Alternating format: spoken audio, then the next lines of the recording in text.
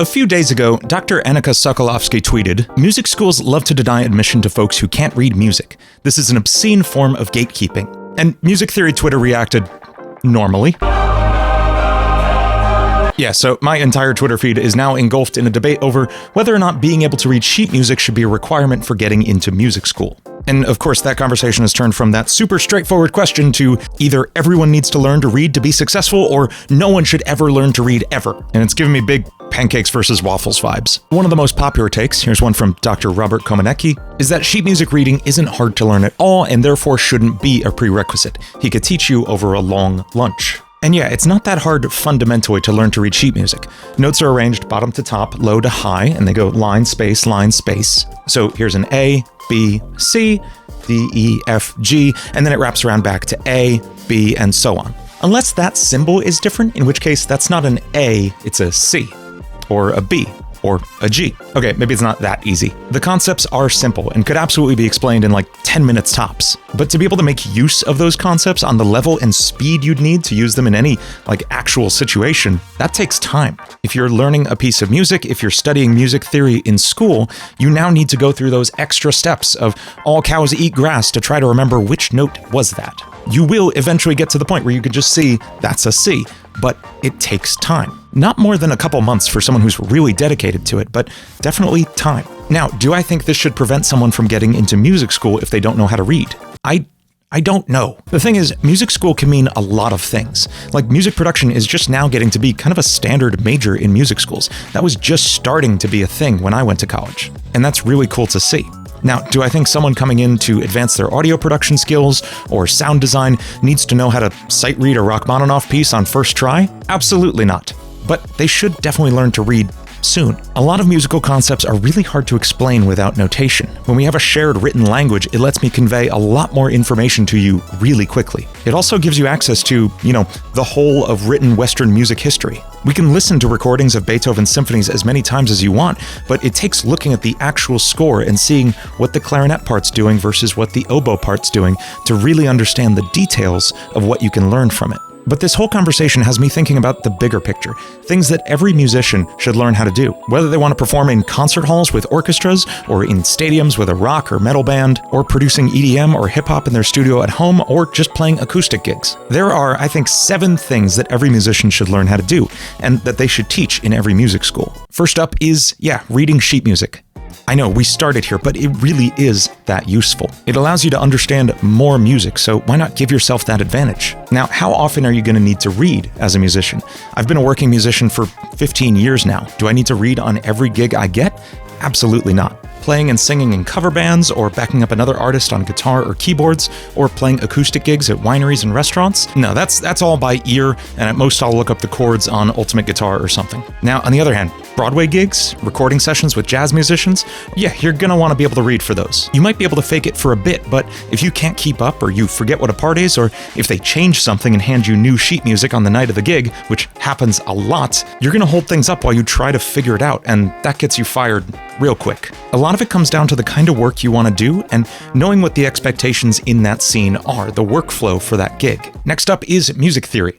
This is one that gets debated a lot, like way more than even reading sheet music. But just learn it. It helps you so much to understand what you're doing. Whether you're playing or writing music, it just gives you literal superpowers. It lets you see the matrix of what's going on in your song and every possibility for where it can go next. It's not going to hinder your creativity to learn theory either. You can always choose to break the rules, and sometimes that sounds really cool, but you have to know what those rules are first to break them effectively. What do you think works better as a chef? Learning the theory of flavors and cooking techniques and how they fit together, or making a bunch of really weird and bad food by trial and error because you don't want to learn the basics? I'm not saying you can't make good music without theory. I'm just saying it's a whole lot easier to, so why not learn it? It's easy to learn, and I'm working on a course for it right now over on quickstartmusic.com, so be sure to check it out there. Next up, improvising. This is one I don't ever see talked about. Have you ever seen a classical musician that's been asked to improvise? There is no more deer-in-the-headlights look than a classical violinist who's just been told to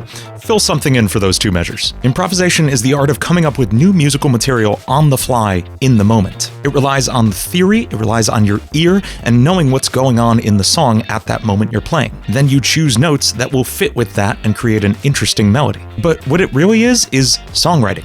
Very, very fast songwriting. When I'm doing music production streams on my main channel, people are always asking me, how did you write that so fast? How did you just play a melody and have it be the melody for the song you want? And the answer is that I had to play so much jazz in college. Twice a week we had jazz improv classes, which was basically an hour straight of the teacher playing some chord changes and you having to write melodies non-stop. Brand new, good-sounding melodies. Like, imagine writing 4 or 5 songs in a row.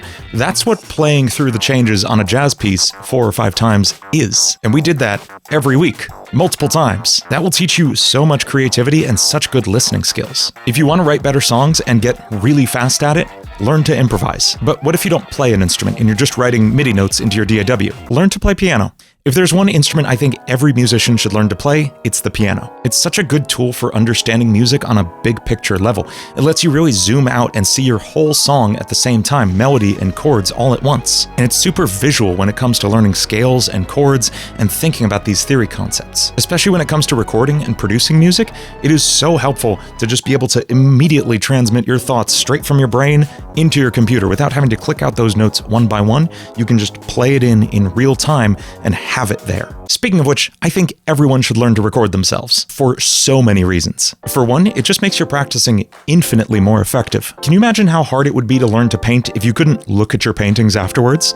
If you couldn't taste the food you were just cooking, you'd never get better at cooking. There's no way for you to experience what you're doing as a musician from the perspective of an audience, which is everyone who will ever hear you play except you. Listening back to recordings of yourself lets you hear all the little details in what you're doing, every little mistake you probably missed while you were playing, because you were focused on playing. It's also just a huge part of being a working musician these days. Being able to record your own parts remotely opens you up to so many gigs online, and it means you'll never have to pay for studio time for your own music. It also lets you create content at the pace you need to be successful on YouTube or Instagram or TikTok or whatever. Speaking of which, video and lighting. Video is a huge, huge element of being a working musician in this day and age. More content than ever is being released as video, and you don't want to limit yourself as someone who can't create that. Being able to set up a decent shot with a camera, even just with your phone, makes a huge difference, especially if you learn the basics of lighting. And yeah, good lighting is really important because it's the difference between this and this, which is like, it's okay, but the other, like, this is way better, right? And yeah, this is also becoming more important as being a content creator becomes more and more of a viable career. I'm doing it, and I wouldn't be able to if my footage looked like this. Learn to set up a camera, even if it's just your phone. Learn the basics of lighting, editing, and sharing video files. Trust me, it will make a huge difference when that opportunity comes up. Drums! I don't have a good segue for this one. Learn to play the drums, especially if you're making pop, rock, metal, any Western popular music. This makes a huge, huge difference. Like, I have such an unfair advantage by being able to play both piano and drums. That gives me so many options that most people don't have. Okay, so why is learning to play the drums helpful? 1, it improves your rhythm, and rhythm is like most of music. It gives you an understanding of rhythm on such a deep level, not just the counting of like 1, 2, 3, 4, but all the backbeats and subdivisions and syncopations within that measure. When you can feel each one of those as actual movements in your hands and feet, you have such a better understanding of what's going on. And 2, it'll help you program drums that don't sound like crap. Seriously, I can hear when someone who's just a guitar player programs drums and doesn't know what they're doing, because it sounds really flat and they tend to write things that would require like 4 hands to play, and it ends up sounding really fake as a result.